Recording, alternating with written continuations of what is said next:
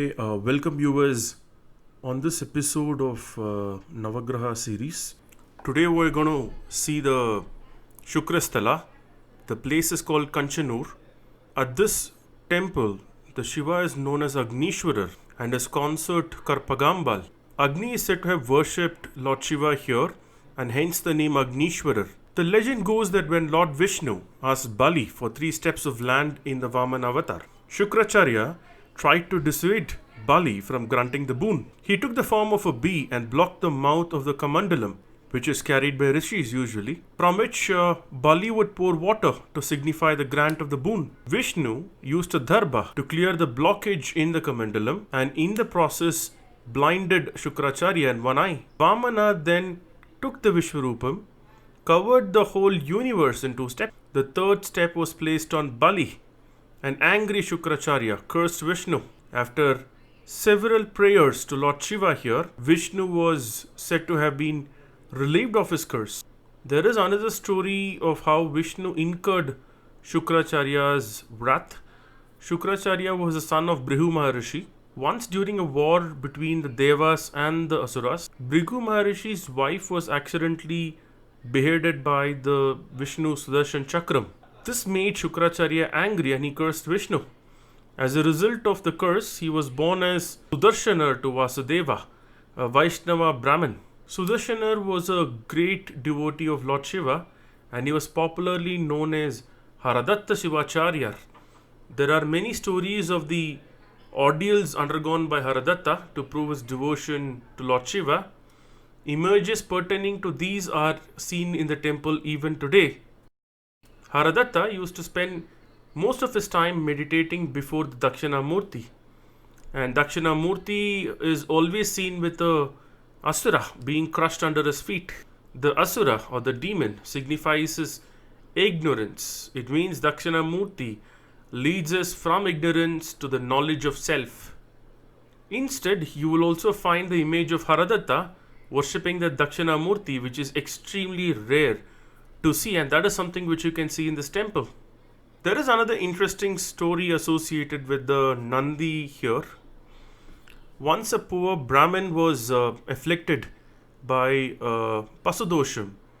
When I say Pasudosham, or a calf rather, and this calf had died when he threw a bundle of grass at it. The Brahmin, as advised by Haradatta, offered a clump of grass to the stone Nandi. To everyone's astonishment, the stone Nandi is supposed to have consumed the grass. It is said that this Nandi is eating the grass, the tongue is not seen hanging out, which you would see in most of the other temples. Shukracharya was imparted with the knowledge of Amrita Sanjeevani mantra by Lord Shiva.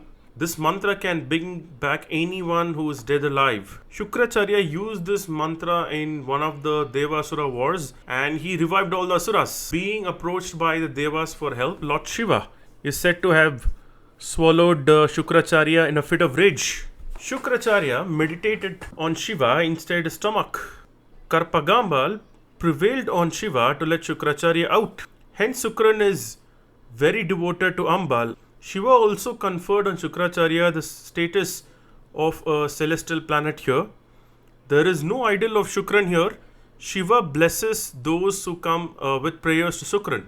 Om Himagundamranalabham Daityanam Paramam Gurum Sarvashashta Pravattaram Bhargavam Pranamamyaham. And these are some of the benefits of worshipping Shukran or the Lord Shiva here. Money, good relations, property. This temple was built during the Chola period and renovated by the Vijayanagara Empire. It has a 5-tier Rajagopuram. Pictures of Natarajar and Shivagami are seen during this temple within the Nataraja Sabhai. The Shiva Tandavam here is as remarkable as Mukti Tandavam.